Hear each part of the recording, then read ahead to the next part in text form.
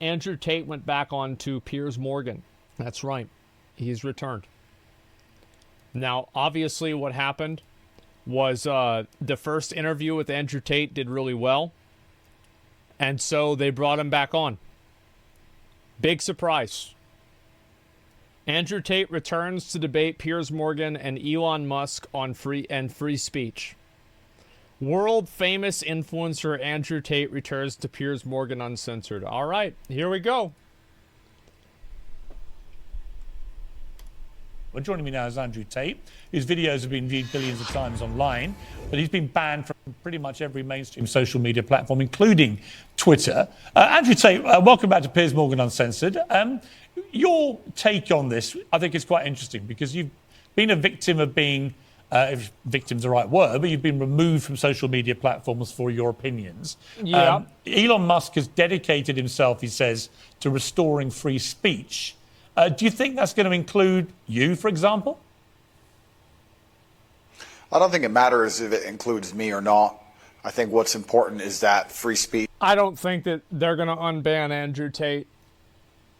I don't think so. I doubt it, but we'll see what happens. Is the #1 weapon against absolute tyranny. And although you cannot have complete free speech because then conversations completely break down into asinine insult fests, I do like the idea of the changing of the guard when it comes to control over information. Is it possible, Andrew Tate, to actually... So he said the exact same thing that I said. Wow. Isn't that crazy? Holy shit.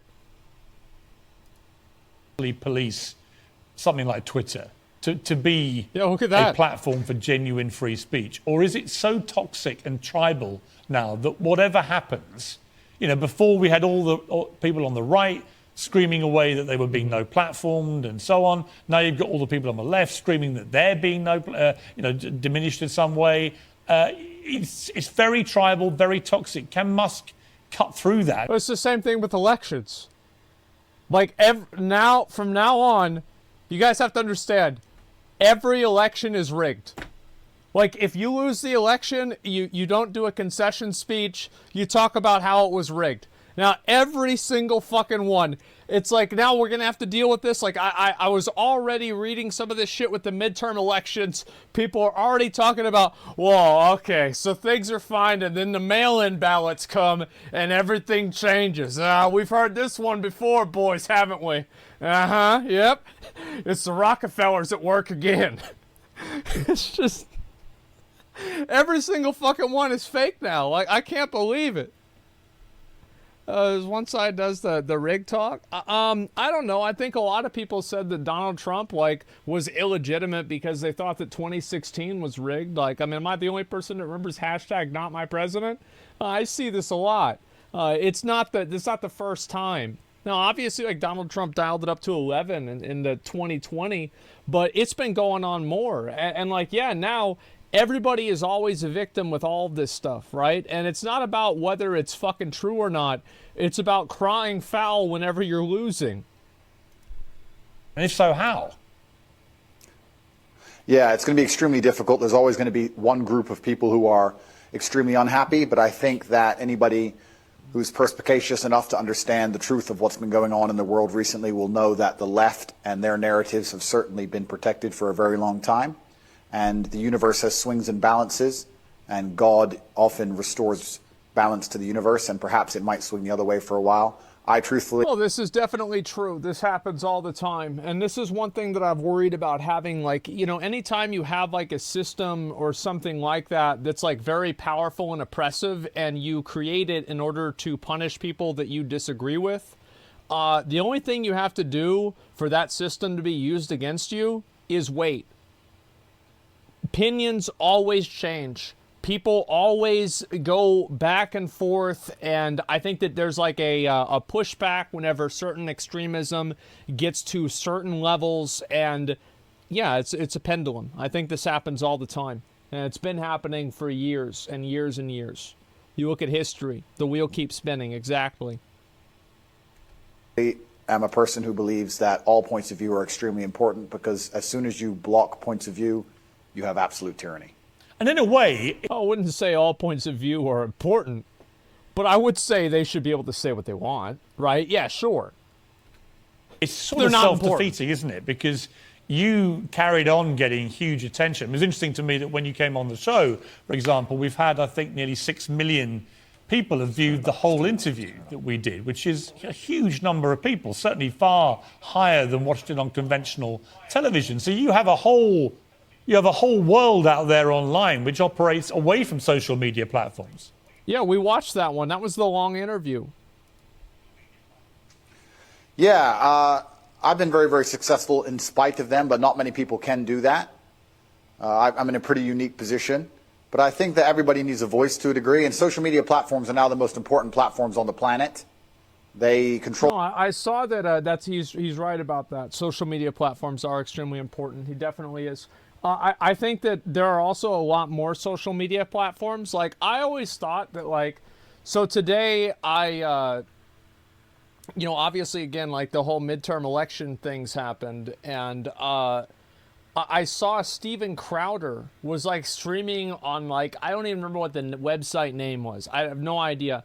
It's like a Rumble or something like that. And I thought that, like, yeah, Rumble. I like Rumble, Odyssey, all these other ones. Like, I thought these websites were just like, this is where people go after they get banned on YouTube. This is where people go after they get banned on Twitch, is that they go to like one of these different websites. And I went over there and I saw that he had almost 300,000 viewers watching his fucking election coverage. That was nuts. I can't fucking believe that's insane. There's so many fucking people watching this shit. And that's not even on one of the other that's not even on like Twitch or anything. Capped out at 370K. It's botted? You think it's botted? Maybe it was. Like, it's like, I mean, it was such a tremendous number that, yeah, like, if you had told me that it's botted, I wouldn't immediately disbelieve it. That's nuts. Holy fucking shit, man. So, yeah, a lot of these platforms, like, one thing that's happening is people like Andrew Tate and, like Steven Crowder, for better or for worse, right? These people, there have been so many people that have been removed from social media, and people that don't want to be part of, like, the mainstream social media anymore. They have created their own platforms, and they're actually starting to get pretty big. I think I finally saw that today. Information, and they influence real-world decisions, and they influence people's perception of reality. The last few years of COVID have been a perfect example of what happens when you censor one side of the argument and you only allow one point of view to be purported by the matrix in and of itself, and that's how you end up in tyrannical situations. I think you were just discussing that, Piers. Yeah, and I think that's a perfectly valid point. People have quite rightly held me to task over some of the positions I took during the COVID pandemic, notably when the scientists said as a definitive fact that you couldn't transmit the virus if you had the vaccine. It turned out that... I don't remember them ever saying that. Like, I'm going to be honest, like, I genuinely don't remember them ever saying that. What I remember it saying is that the vaccine just lowered the chances. They did? Well, I never heard that. Mike, maybe I heard it and I didn't believe it. I was like, yeah, right. Well, what you really mean is it lowers it. Yeah, MSNBC woman, forgot her name. Not a scientist. But yeah, that was never did that. I don't remember ever hearing that. That wasn't true.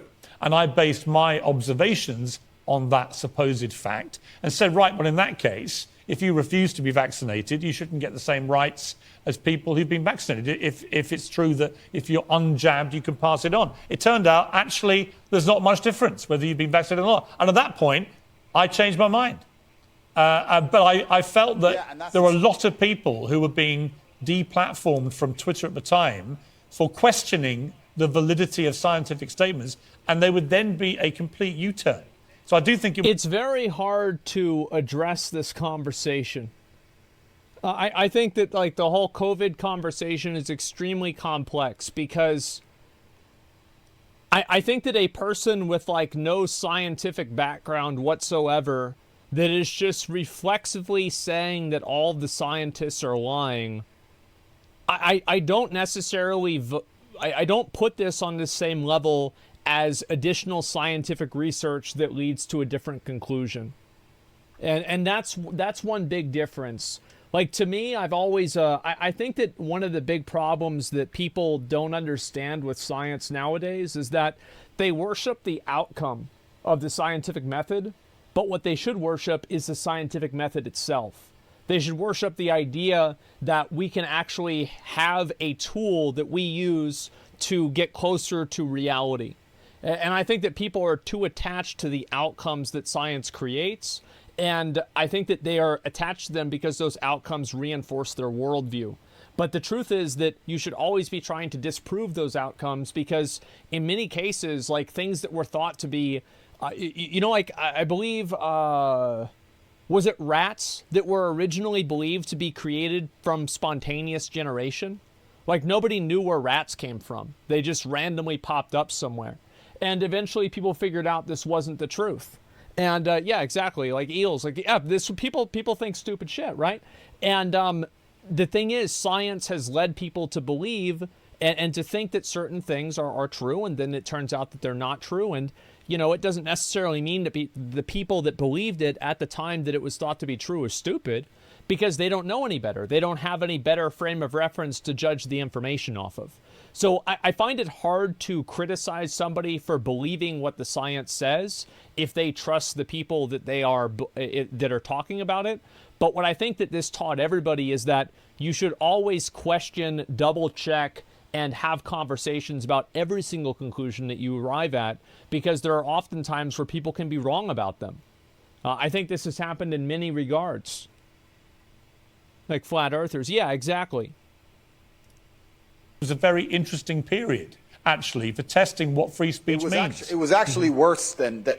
You're right, Piers, but it was actually worse than interesting, because what happens is when you censor an entire side of the argument and only allowed one side of the argument to have a voice, you are changing reality in real time. You are shaping the world. The only reason that scam continued as long as it did, and the only reason people didn't get to see their own parents get buried, and the only reason people sat and missed cancer appointments because they were scared of the common cold, was because they were censoring anybody who said anything contrary to the... I don't think that COVID was just the common cold. I think COVID fucked a lot of people up seriously. COVID seemed like, if you ever play Path of Exile, it's like putting a Val orb on your life. Sometimes it, corrupts the item and it doesn't do anything. Other times it makes it worse. It takes your, your headhunter and it turns it into a yellow item. Sometimes it obviously gives you a buff. COVID, as far as I know, doesn't do that. It's not like a Spider-Man situation. But like the variants and like the fucking spectrum of outcomes that COVID could create were massive. I don't think that it's fair to call it just a common cold, but most people had symptoms that were equivalent to a common cold. But it doesn't mean that other people did not. Like, I got COVID 3 bad days, and that was it. Purported version of events that the mainstream media decided they want the entire world to swallow. It's beyond simply interesting, and it's beyond simply funny or coincidental. Yeah, I will challenge you on one thing. It's not the common cold, right? They muted him. I will challenge you on one thing. It's not the common cold, right? COVID-19 has killed 6.6 million people. It is one of the most deadly viruses, certainly of our lifetime. So it wasn't the common cold, but I do think it is completely justified for people to say we should be more cautious, I think, about accepting during fast-moving pandemics the word of scientists as being sacrosanct, because on a number of things... Well, science fundamentally is changing. There are very few things in science that I think have been universal and known to be true ever since they were first discovered. Very, very few things, like maybe gravity or something like that. But things usually change. That's the way things go. Math is universal. From the use of masks to the efficacy of vaccines in preventing transmission. I will say that, as I said, I wore a mask. This was whenever my mom was around, and so it's like, you can't afford to take a chance. You know what I mean? Like, sometimes I'll say a prayer, and it's like I don't really know if God's real. I feel like if I flipped a coin, I'd probably expect it to land on no, but there's a chance. And fuck, if there's a chance, you might as well do it. That's the way I see it. Masks did work. I mean, I find it to be a very hard sell that masks did not reduce the transmission of COVID at all. I do not believe that. It did massive U-turns. I've read enough history books to know that the people who do the censoring are never the good guys. And they've been censoring a lot of arguments for a very long time in the name of good. They are weaponizing virtue. And it's... I mean, I think that there are... I think everybody censors stuff. Yeah, I feel like everybody censors stuff. Everybody holds stuff back. I don't agree that the people that censor are bad. But it's the same thing as like you read a history book. What a surprise. The good guys win every time. Isn't that convenient? Damn. Wow. How fortuitous that is. So yeah, I'm not entirely on board with that, but in general, I do think that this is a general truth that usually people that are censoring and trying to hide things, especially ideas, this is usually not indicative of something that's healthy, good, or something that's going to last. Always in the name of tyranny. Anybody who is out here trying to silence an entire side of an argument on any subject, whether it's COVID-19, immigration, anything else, they are the evil people who are out for absolute mind control of the populace. And they should be feared. I certainly agree. I certainly agree that I think the healthiest thing for any democracy is for all views to be aired and debated. We seem to have lost the ability to debate. You know, when I interviewed you, yeah, we had a few fractures. Well, the reason why people want the ability to debate removed is because they are afraid that people will agree with the side they don't want. That's why they want the ability to debate removed. Let's just call it what it is, obviously. Moments, but actually, I thought it was a pretty spirited debate between people who perhaps had, preconceived views of each other. And I've got no problem interviewing you now about these because I think you have an interesting... Yeah, you got no problem interviewing him. Also, because the fact that, remember, how many million views did the interview get? You and Andrew Tate are going to be best friends for a long time. Okay, this is not going to be the last interview with Andrew Tate. Yeah, 6 million views. That's a lot of fucking views. Yeah, he's going to be back. A take on this stuff.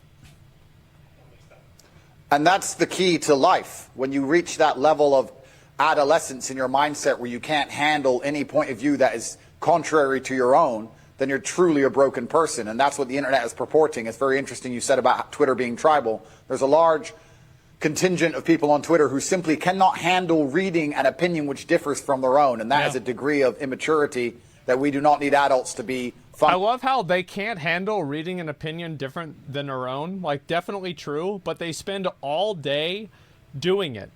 And they talk about how many mental problems it gives them and how upset they are about it and how they're fucking mad all the time and how they need to, get off of the social media for their mental health, but they just can't fucking stop watching things that make them mad. It's crazy to me. Functioning with in the modern world. No, I agree. If you were Elon Musk, this idea of charging $8 now a month, whatever it is, to access the blue tick premium Twitter account, would you do that? Would you pay the extra? I think that social media companies for a very long time have lived in an absolute fantasy where they've printed money from thin air. He is talking just like Alex Jones.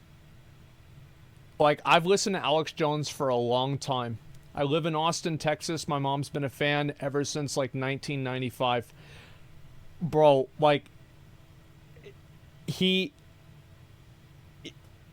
it's charging people for pixels, and they grew into these large conglomerates with too many staff sitting around doing nothing, having coffee breaks. And Elon Musk is a businessman. He's walked into the office and he's firing a bunch of people who are messing around doing nothing, and he wants his business to make money, as it absolutely should. And how he decides that happens is his prerogative. I don't see why we should sit and accept that a website needs 200,000 people sitting around discussing in long meetings, sitting on beanbags about policy of human rights of some garbage, when he's come along and said, no, I'm a businessman. We're going to charge for our service. We're going to reduce the number of staff. And we're going to be a functional, coherent company. As they and should. I'm gonna get my $44 billion fucking dollars back because I got finessed into this bullshit. I don't want to be here. Now I'm here, and we're gonna make the best out of this. But goddamn, this is some real horse shit, isn't it? So yeah, of course. Yeah, absolutely. I've also said kind of the same thing with firing all the people. Like, obviously, it really sucks whenever you see a bunch of people lose their jobs. I mean, this is a life-altering event for them. And oftentimes these people, you know, maybe they're not sitting, maybe not all of these people are sitting on beanbags. Maybe these are people that try to go to Twitter and do a good thing, and now they don't have a job. It definitely sucks for them. I'm never going to, like, celebrate whenever somebody like that loses their job. But I'm also not going to go and automatically assume that it was a bad idea to fire them. I don't know the structure of the company. I don't know what the responsibilities are. I don't know what the vision for it is. How could I possibly make that decision? Be, and it's his prerogative to do it as he's bought the company. I think he can do whatever he wants. Yeah, I mean, I don't disagree, because I remember the appalling censorship of the New York Post exclusive about Hunter Biden, the son of the president. About his... 1 second. Somebody made a comment. Somebody says, don't assume that it was a good idea either then? Did I ever say that it was a good idea for Elon Musk to fire all of those people? Have I said that? No? That's crazy. I didn't think so. Yeah, I never said that. Facebook layoff, 11K? Yeah, you typed it 5 times now, okay? I don't know why Facebook laid off a bunch of people. I have no idea. I think that a lot of social media companies are probably going to be retracting and laying off people. You even see this with other esports orgs, right? As an owner, I see this a lot. The reality is, like, people overhired for COVID. And now that COVID isn't a thing, there's less people on these networks, just like there were before COVID. And big surprise, you have all these people there. You know, you have 150% traffic. You had 100 people, so you hire 50 more. Well, then the 50% leaves, and you have 50 people sitting there doing nothing. So yeah, of course you're going to downsize. That's just what happens. You know, things expand and contract based off of the market. Whenever the market contracts, the companies do too. It's common sense. Laptop. This is 3 weeks before the election that Joe Biden won. He was heading, you know, to a possible victory, but it was tight. And that story, they reckon, could have tipped it either way. But it was completely suppressed and censored, starting with Twitter, then Facebook, then others. Twitter literally locked out the New York Post account for 2 weeks for breaking a completely true story. I thought that was shameful.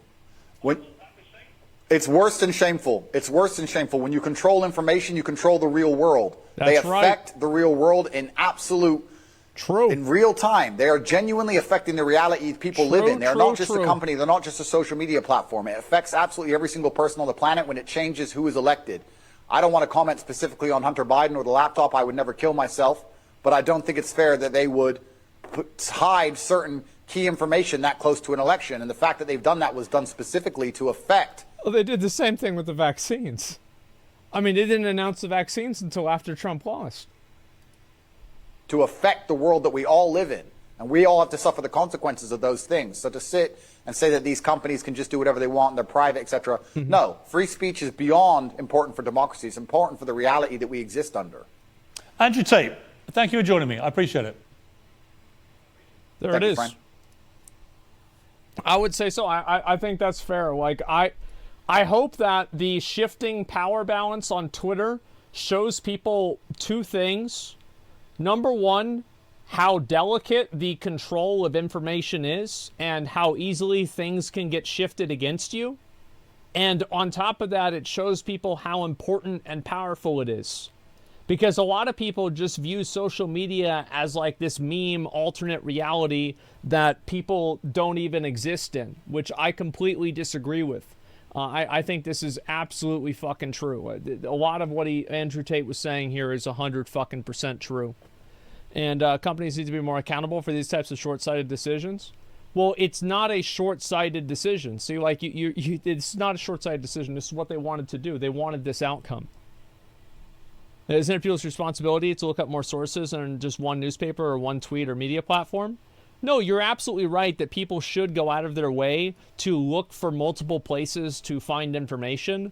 But whenever the same story is being suppressed and the same types of ideas are being suppressed across multiple platforms, I think it becomes harder to do that.